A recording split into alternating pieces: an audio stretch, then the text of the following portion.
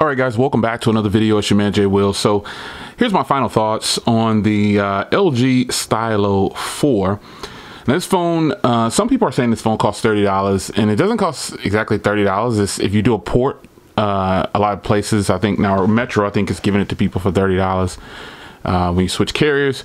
However, the phone ranges between, I think, $180 and $250, depending on where you're getting it from if you can't do a port. So this phone has a 3,300 milliamp hour battery, a Snapdragon 450 inside, 2 gigs of RAM, 13 megapixel camera on the back, and a 5 on the front, with 1080p recording, and that's pretty much the standard for some of these mid-range devices. 1080p recording is a top-notch. However, gonna give you my final thoughts on here. This won't be a long drawn-out video. This will just be a quick, straight to the point, and tell you what my experience has been with this phone. Now, given that price range, this is available on T-Mobile, Metro, and Cricket, and I believe Boost. But you do your research. This came out in June, and is the replacement for the Stylo 3. Now, I've already done the Stylo 3 and compared it against this phone. You know, everybody's gonna have their own different opinion about it. But here it is. So this phone, dealing with the hardware, it's okay. I've talked about this already. The hardware is a little bulkier than normal for some of these phones like this, but it's still doable. It's not a big phone by any means. And you do have the stylus pen here that you can do activities with. You know, you can do menus and do right on the screen. You can do GIFs. You can do all kinds of things. I have my calculator set down there for my extra app down there. And you know, this is just the main selling point of this phone is the stylus. However, I don't use it as much as I do for the Note 8. That's this phone right here. For some reason, I use the stylus more, or the S Pen. It's probably not because it has more functionality or whatever, but I just tend to use that pen more when I'm using out of these two phones, when using these two phones. So, you know, hardware, you got Type-C, you got a headphone jack, you got a bottom firing speaker, you got the SD card slot. It's good hardware, but it still falls along the lines of that slippery, I don't like hardware. You know, I keep it in a case and outer box actually, because you know, it can probably easily break. It's a very slippery phone. So hardware wise, it's okay. You know, you got a 6.2-inch display, but you don't have the compact size of some 6.2-inch displays like the Asus Zenfone 5 there, but you know, it's still doable. So hardware will be what it is. It's a bigger phone. Here's the U12, as you can see there, U12 Plus, and I've already shown you the Note 8, but nonetheless, the phone is decent for hardware, in my opinion. Not groundbreaking, but still doable. The screen on here is actually pretty good. LG has this thing where they don't have the brightest screens, and I think it stands true in this case right here too. It's not the brightest screen, however, it is a nice screen. It's not the best screen I have, but it'll still work. So, you know, that you'll enjoy content, watching movies and things like that, but what you won't enjoy is the speaker on here, because it is one of the weaker points of this phone. People have asked about the speaker in this phone, and I haven't really commented on it, just saying, you know, I've heard better. But reality is, after some extended use, the speaker is one of the weaker points.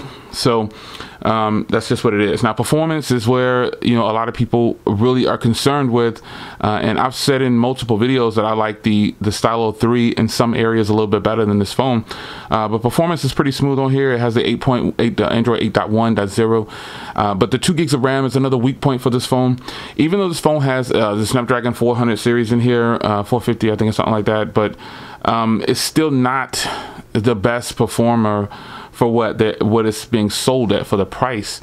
The 2 gigs of RAM, somebody made a comment one time saying, oh, you know, it's 2 gigs of RAM, but it's a $200 phone, so you can't ask for more. Well, actually, I can, because this phone right here costs $200, and it has 4 gigs of RAM with 64 gigs onboard storage, and it also has Snapdragon 625, which I think is definitely a great performer in this price range right here. So there's plenty of phones out there that have more RAM and perform a heck of a lot better. Now, another side note to that is there are phones with 2 gigs of RAM also that perform better than this phone.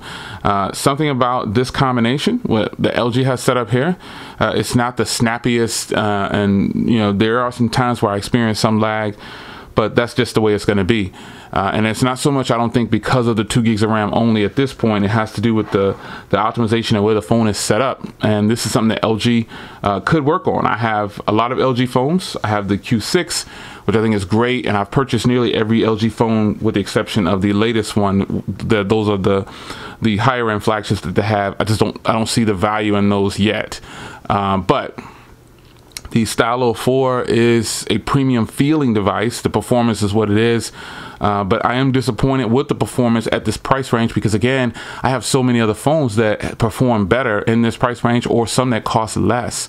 So another phone that you'll be seeing on the channel that I have is the Moto E5 Plus, and then I also have the Mi A2. So this is the Mi A1, and this phone is a killer phone for the price. I named that phone the budget phone of the year for me, which is a title that this phone could never take, in my opinion, because there's too many other phones out there that offer more in this price range. So, you know, I think LG should keep this phone around $99 or less, and because of the people who got it on the port end for $30, they're saying, oh, it costs $30, it's a great buy.